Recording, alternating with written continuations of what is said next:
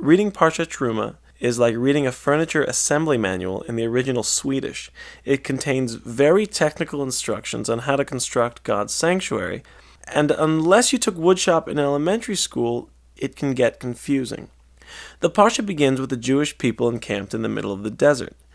Moses goes up Mount Sinai, and God instructs Moses on a number of things. First, the Jewish people are to give gifts of gold, silver, exotic linens, and jewels. With those exotic materials, they are to build a holy sanctuary. And Moses stood there on Mount Sinai, and God instructed him further, saying, "Some assembly required." So check out the overall layout. Build an ark of gold with 2 cherubs on top. Add a menorah, mini altar, and offering table, all in gold. Place these in a house called a Mishkan, aka divine dwelling place, aka tabernacle, out of wood and silver, and covered in expensive fabric. Zoom out to the sacrificial altar and utensils, all made in copper. Add a huge outer perimeter made of linen curtains between large wood posts.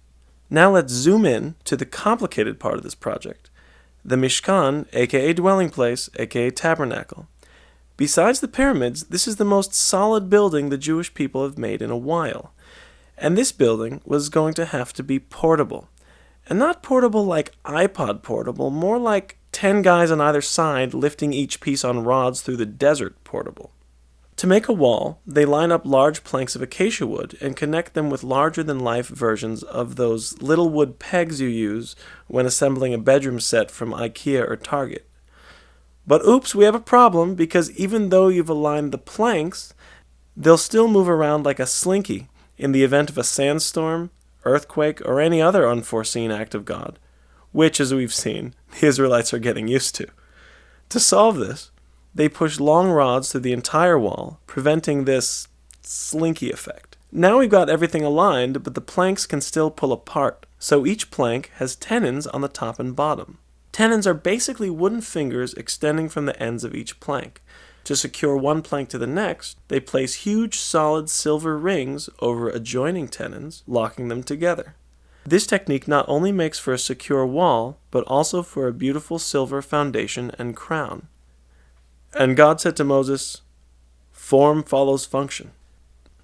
Now that this ready-to-assemble dwelling place of the Lord is put together, zoom out. Inside, everything is gold, then silver, and then copper as you reach the outside. The Torah is not being very subtle with the symbolism here. The most precious thing the Jewish people have is God's presence. How do you house and keep the things that are most precious to you?